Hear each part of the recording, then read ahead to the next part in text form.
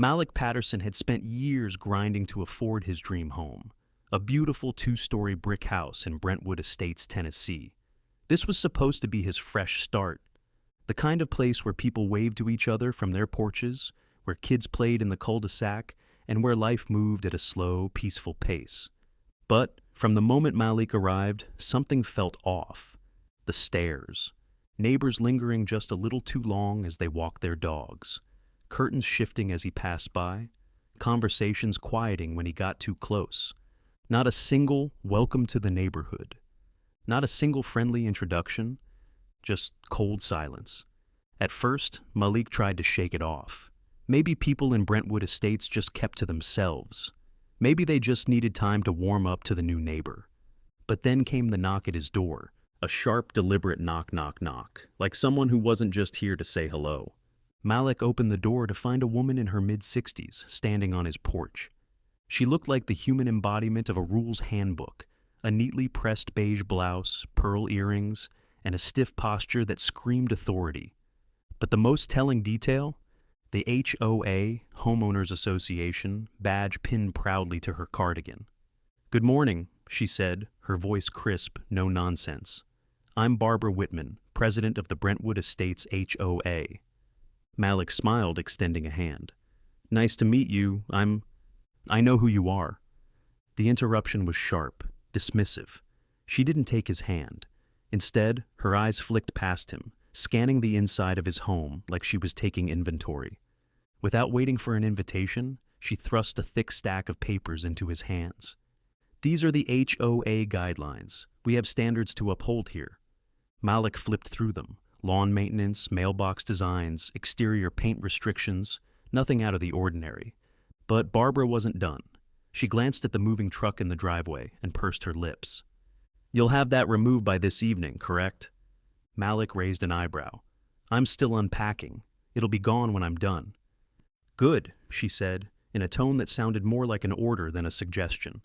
Then, with a forced smile, she added, "Just so you know, trash bins must be placed at the curb no earlier than 6 a.m. on collection day. I noticed yours were out last night." Malik frowned. "That wasn't me. The previous owners must have left them there." Barbara didn't acknowledge his explanation. She simply nodded, turned on her heel, and walked away. And that was just the beginning. At first, Malik tried to ignore it. Maybe Barbara was just a typical HOA president, strict, obsessed with rules, and way too involved in other people's business. But then, the letters started. Every morning, a new notice sat in his mailbox, each one more ridiculous than the last. Unauthorized vehicle in the driveway, his own car. Improper lawn maintenance. His grass had grown maybe an inch. Porch light too bright. It was the same fixture the previous owners had used. At first, Malik laughed. This was petty, even for an HOA. She was nitpicking. But then, he took a walk through the neighborhood. Dozens of cars and driveways. Lawns twice as messy as his. Trash cans left out all day. And yet, not a single violation notice on anyone else's door. Just his. Malik decided to test the theory. The next morning, he woke up early and walked through the neighborhood, snapping pictures. Trash cans left out past 9 a.m., lawns overgrown, fences chipping paint. Then, he sent a formal complaint to the HOA board, complete with timestamps, photos, and a polite request for clarification. No response. 2 days later, Barbara showed up at his door again. This time, she wasn't alone. A stiff-looking man in a polo shirt stood beside her, clipboard in hand. Barbara didn't bother with small talk. She lifted the clipboard and said, "We need proof of your home ownership." Malik's stomach tightened. "Excuse me?" Barbara folded her arms. "We've had complaints." "Complaints about what?"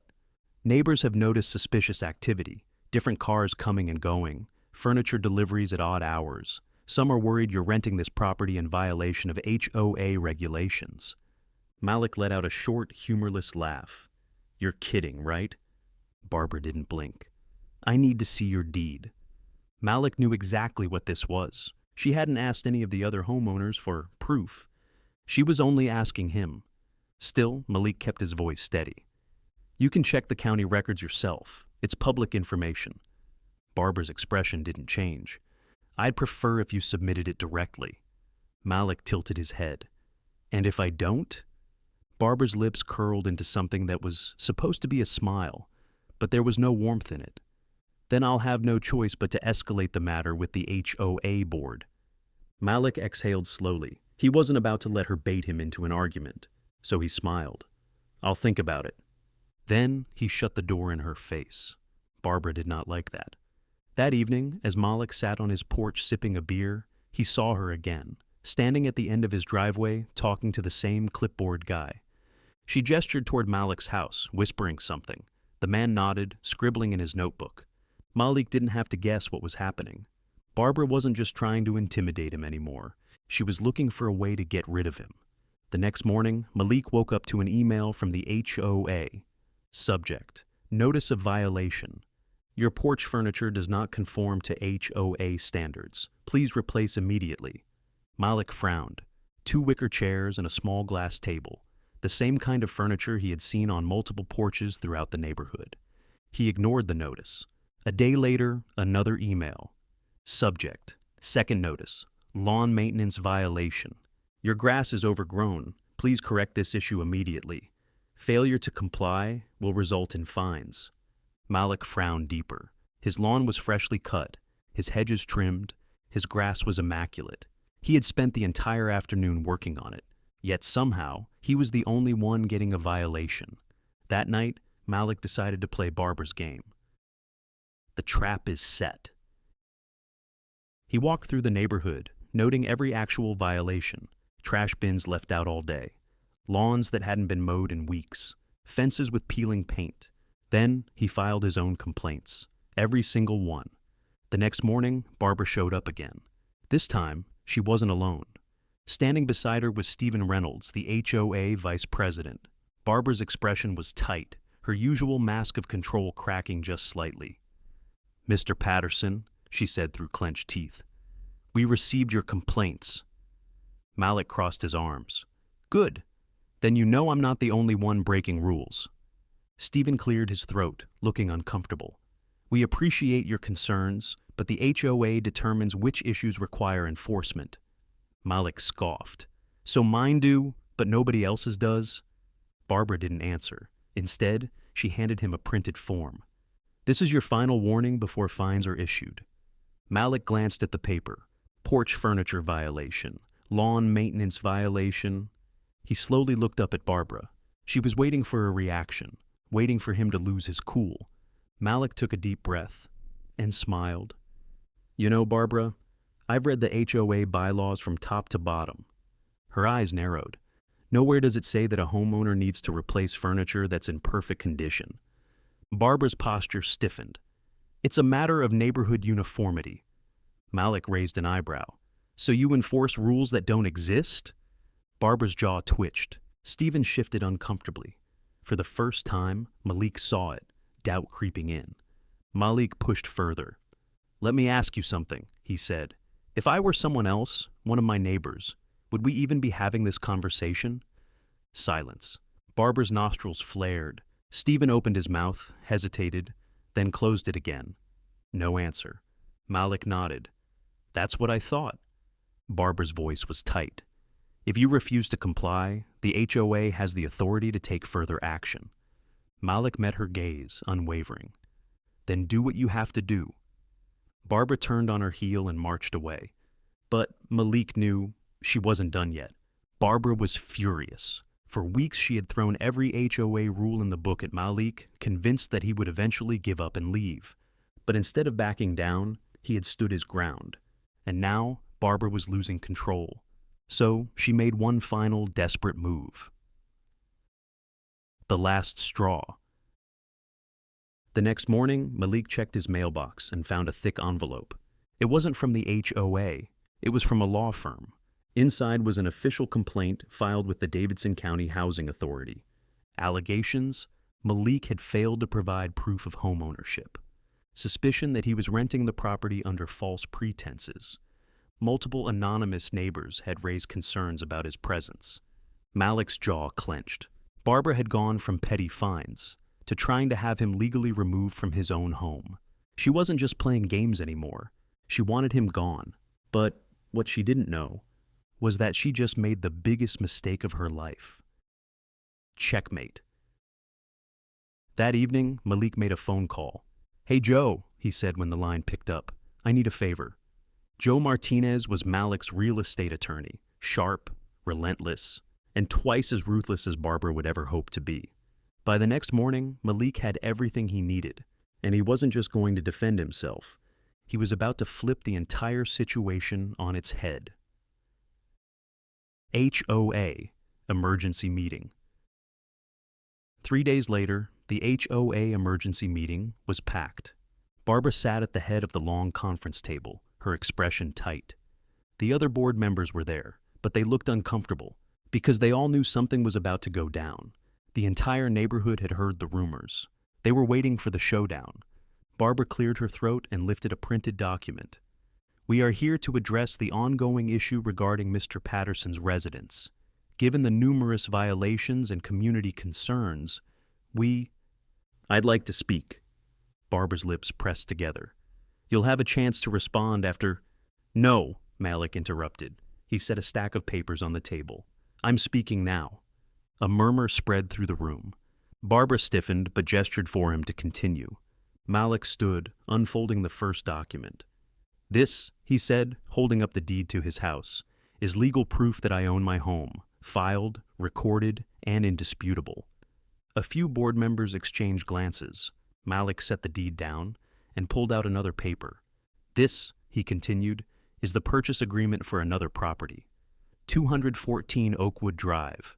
Barbara's face barely changed, but I saw the flicker of confusion in her eyes. Then Malik pulled out the final document. "And this," he said, "is the deed for 216 Oakwood Drive." Barbara's house. The silence was deafening. Barbara's face drained of color. Malik wasn't just a homeowner, he owned her home. The fall of the Queen. Barbara's mouth opened slightly, but no sound came out. Then, in a quiet, tight voice, she asked, "How?" Malik folded his arms. "You might want to check the HOA records, Barbara. That foreclosure you ignored, the property sale that went through last month, I was the buyer." Gasps rippled through the crowd. Barbara's hands clenched into fists. "So tell me, Barbara, who's the real trespasser now?" The HOA revolt. The room shifted. For weeks, Barbara had weaponized the HOA against Malik. Now, her authority was reduced to nothing. Malik picked up another document. "Let's talk about fraudulent eviction attempts." Barbara's head snapped up. "Excuse me?" "You filed a false complaint against me," Malik said, tapping the legal papers.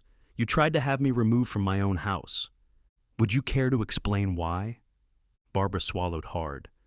"As I stated in my report, several residents expressed concerns." "Who?" Malik interrupted.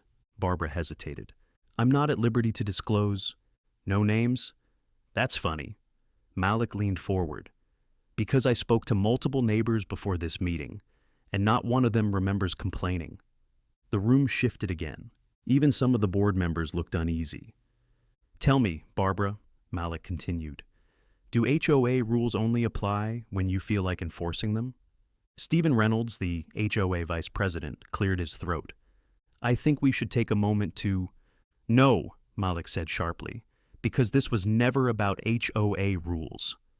This was about Barbara deciding who she thinks belongs here." A sharp murmur rippled through the crowd. "Barbara," Malik said, leaning back in his chair, "you tried to evict the man who owns your house." A few scattered chuckles echoed through the room. "And one more thing," Malik added, "you're behind on your HOA fees." Barbara's head snapped up. "That's a lie!" Malik tapped another document. "I bought your house at auction, remember? That includes the debt attached to it. You owe over $3,000 in unpaid fines." The entire room erupted in whispers. Even Stephen looked stunned. "Barbara, is this true?" Barbara's face turned bright red. She had buried herself. Malik shrugged. "You might want to start paying up. Wouldn't want to violate any of your own rules, would you?" A few low chuckles spread through the crowd. Barbara's face twisted. For weeks she had tried to control Malik. Now, in front of everyone, her entire authority had crumbled. "This meeting is adjourned," she snapped, grabbing her papers and storming out. But this time, no one followed her. The fallout. By a majority vote, Barbara was officially removed as HOA president. She tried to negotiate a deal to buy back her house. Malik refused. A month later, a for sale sign went up. Barbara moved out in the middle of the night. The neighborhood changed after that. Without Barbara, the HOA actually started working the way it was supposed to. One day, Lisa Hendricks, one of the few neighbors who had stayed silent, walked up Malik's driveway, holding a plate of cookies. "I know it's late," she said, shifting awkwardly, "but welcome to the neighborhood." Malik took the plate. "Took you long enough." Lisa chuckled, a little sheepish. "Yeah, it did." Malik bit into a cookie. Sweet, a little stale. But hey, better late than never. The lesson? Some people think power comes from status, from making others feel small, but real power, that comes from knowing who you are and never letting anyone take that away. If you enjoyed this story, subscribe for more, because trust me, there's plenty more where this came from.